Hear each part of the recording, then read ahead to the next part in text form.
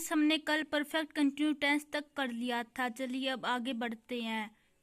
तो मैं किरण जाटनी आपका वेलकम करती हूँ अपने इस चैनल किरण जाटनी पर।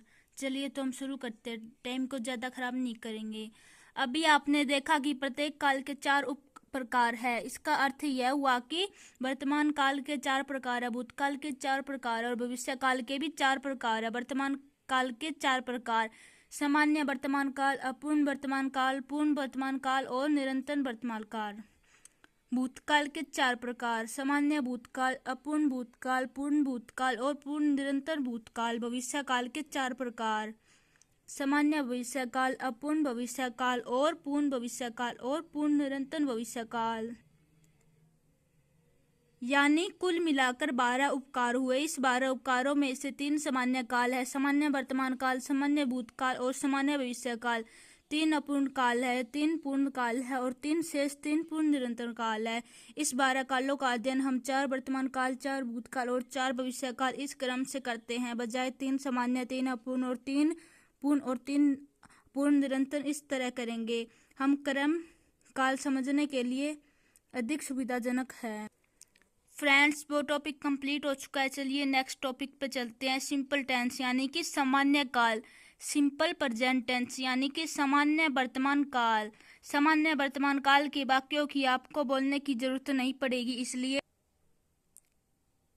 इसलिए इस काल के वाक्य कैसे होते हैं, इसकी रचना अंग्रेजी में कैसी होती है, अब हम देखेंगे। सबसे पहले हम इस काल का प्रयोग देखेंगे। प्रयोग समझने के लिए नीचे कुछ वाक्य दिए गए हैं, वे देखिए। वाक्यों में क्रिया किस प्रकार की है उसे पर ध्यान।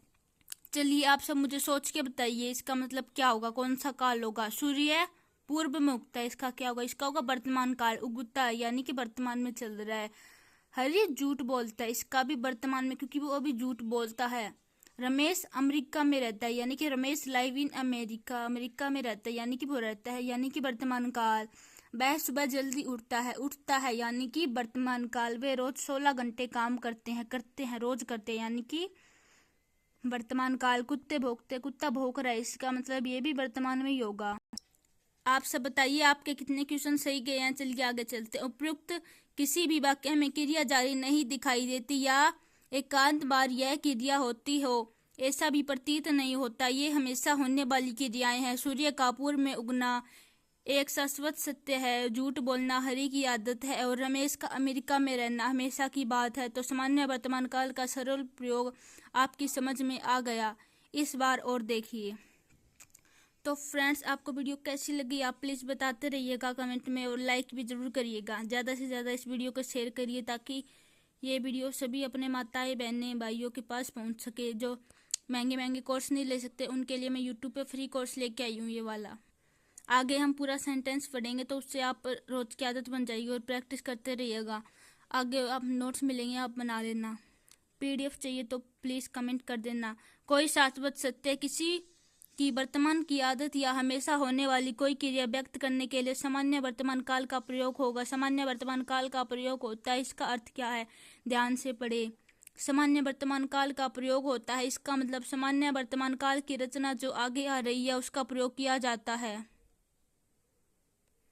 हिंदी के वाक्य का अंग्रेजी में सही अनुवाद करने के लिए हिंदी के वाक्यों के काल की सही पहचान होना बहुत आवश्यक है, लेकिन सिर्फ वर्तमान काल, भूतकाल या भविष्य काल की इतनी पहचान काफी नहीं है, क्योंकि हमने अभी देखा कि वर्तमान काल 4 है, भूतकाल 4 है और भविष्य काल 4 है, और इन 12 कालों की 12 अलग अलग रचनाएं हैं। इसलिए वाक्य निश्चित कौन से काल का है ये पहचानना होगा। काल की सही पहचान से ही सही रचना का प्रयोग करके हम सही वाक्य बना सकते हैं। जैसे अगर कोई वाक्य वर्तमान काल का है, सिर्फ इतना ही समझ में आए तो कौन सी रचना का प्रयोग करेंगे? वर्तमान काल की 4 रचनाएं। लेकिन अगर वाक्य अपूर्ण वर्तमान का है तो ऐसा मालूम हो तो अपूर्ण वर्तमान की रचना का प्रयोग कर वाक्य का बनाया जा सकता है। यह पढ़ते वक्त किसी के सामने यह प्रश्न आए कि वाक्य पहचान कर, रचना देख कर मेरे हिंदी वाक्य को अंग्रेजी में बोलने तक क्या सामने वाला व्यक्ति रुकेगा, तो यह प्रश्न उचित है।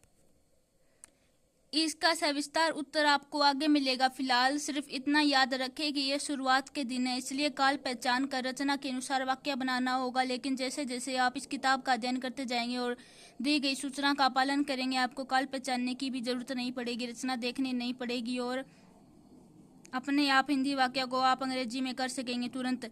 तो भी हम हिंदी वाक्यों का काल पहचानने के बारे में बात करें तो काल पहचानना बहुत आसान है। वाक्य पढ़ते ही वाक्य की क्रिया देखकर आप वाक्य काल पहचान सकते हैं, परंतु कई बार वाक्य पूरा पढ़ने की भी जरूरत नहीं पड़े।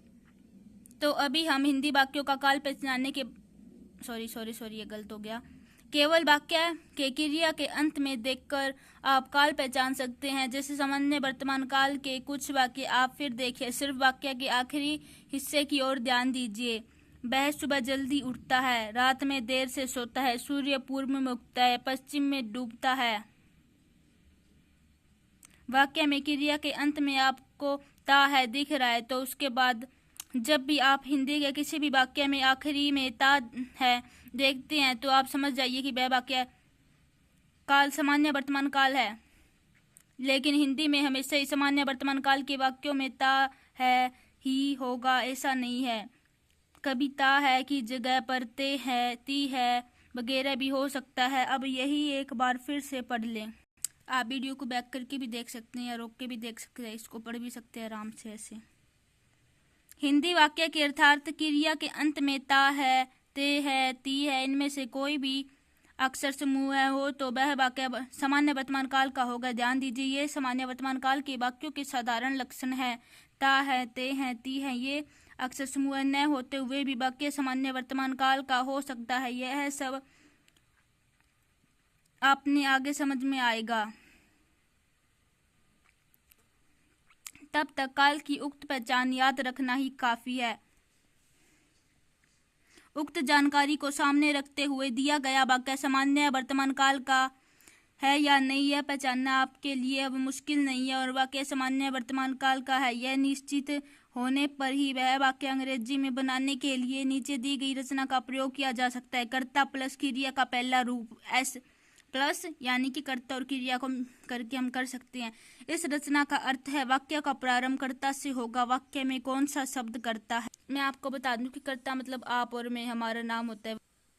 यह पहचानना मुश्किल नहीं कि कर्ता यानी करने वाला, तो वाक्य में क्रिया करने वाला कर्ता होगा। मैं, तुम, आप, वह, राम, श्याम, ये शब्द कर्ता है। हिंदी वाक्यों में साधारणार्थ कर्ता अधिकतर पहला शब्द ही होता है और कर्ता के बाद आएगा क्रिया का पहला रूप। जरूरी हो तो क्रिया से पहले रूप में एस लगेगा। एस कब लगेगा यह जानकारी आगे आ रही है।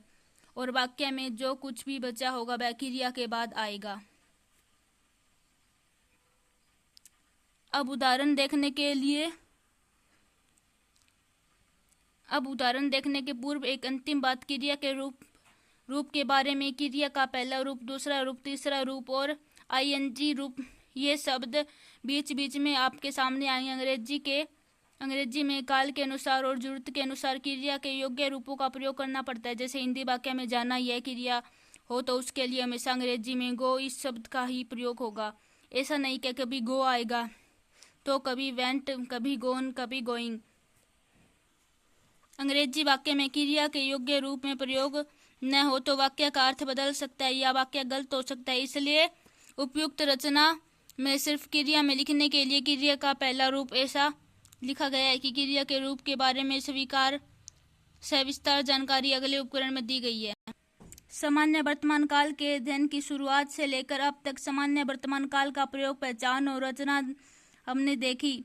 अब यहाँ से आगे सामान्य वर्तमान काल के कुछ वाक्यों का अंग्रेजी में अनुवाद करके दिखाया गया है, उनका अध्ययन करें और उनके बाद दिए गए वाक्यों को श्रव्य करें।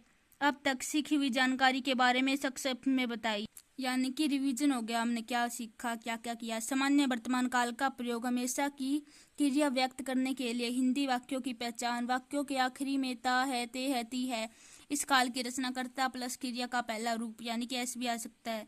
अब ये देखिए एग्जाम्पल दिया गया, मैं जाता हूँ, आई गो। कर्ता प्लस क्रिया का पहला रूप आई गो यानी कि मैं जाता हूँ। ये देखिए यहाँ पे कितने सारे अच्छे अच्छे एग्जाम्पल दिए कि मैं वहाँ जाता हूँ, I go there. I go there यानी कि मैं वहाँ जाता हूँ, मैं वहाँ हर रोज जाता हूँ। I go there every day. I go there every day, यानी कि मैं वहाँ हर रोज जाता हूँ। आप प्लीज इन सब का नोट्स बना लेना। मैं रोज 10 घंटे काम करता हूँ। I work 10 hour every day. I work 10 hour every, यानी कि मैं रोज 10 घंटे काम करता हूँ। वे दिन भर काम करते हैं। They work all day. They work all day. वे हर दिन यहाँ आते हैं। They comes there every day. They come here every day. तुम खुश दिखते हो। यू लुक हैप्पी, यानी कि हम कहते हैं ना कि यू लुक हैप्पी, तुम खुश दिखते हो या तुम खुश दिख रहे हो। तुम इस पोशाक में अच्छे दिखते हो। You look nice in the dress. You look nice in the dress. उपयुक्त सभी वाक्य कर्ता प्लस क्रिया का पहला रूप एस प्लस इसी रचना के अनुसार बने हैं, लेकिन किसी भी वाक्य में क्रिया में एस नहीं लगा। अब अगले वाक्य देखेंगे, बट अब बता देना क्वालिटी वगैरह दिख रहा है, फुल कर लेना HD। वह यहाँ आता है। He comes there. He comes here. वह खुश दिखता है। He looks happy. He looks happy. वह अमेरिका में रहता है। He lives in America. He lives in America. जैसे आप दिल्ली में रहते हो तो क्या बोलेंगे मैं आपके लिए? He live in Delhi. He live in Delhi. सूर्य पूर्व में उगता है। The sun rise in the east. The sun rise in the east. सूर्य पश्चिम में डूबता है। The sun set in the west. The sun set in the west. चलिए आगे चलते हैं। उपरोक्त सभी वाक्यों में क्रिया में एस लगा है। इस काल में कुछ और उदाहरण देखेंगे। पूर्व क्रिया में एस कब लगता है यह देख लेते हैं। सामान्य वर्तमान काल में क्रिया में एस कब लगाया जाता है? क्रिया में एस कब लगाया जाता है और कब नहीं, यह समझना बहुत आसान है।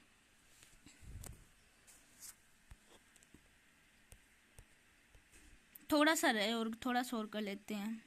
कर्ता एक वचन हो तो क्रिया में एस लगाते हैं। जैसे वह आता है। He comes. वह खेलता है। ही प्लेस। वह हंसता है। ही लग्स। और अगर कर्ता बहुवचन हो तो क्रिया में एस नहीं लगता। जैसे वे आते हैं। दे कम। वे खेलते हैं। They play. वे हंसते हैं। दे लग। आई और यू एक वचन होने पर भी क्रिया में एस नहीं लगता। जैसे मैं आता हूँ। आई कम। मैं हंसता हूँ। आई लग। मैं खेलता हूँ। I play. तुम आते हो। You come. तुम हंसते हो। यू लग। तुम खेलते हो। You play. आप प्लीज इनका नोट्स बना लेना कोई भी नोटबुक में। क्रिया में एस कब लगाएं और कब नहीं, यह तो स्पष्ट होगा। फिर से देखिए। कर्ता अगर एक वचन है तो क्रिया में एस लगाए, परंतु आई और यू एक वचन होने के बावजूद क्रिया में एस नहीं लगाए, और कर्ता बहुवचन हो तब भी क्रिया में एस नहीं लगाए। चलिए फ्रेंड्स, आज की वीडियो में इतना ही। तब तक के लिए जय हिंद, जय भारत। मिलती है नेक्स्ट वीडियो में। हर हर महादेव।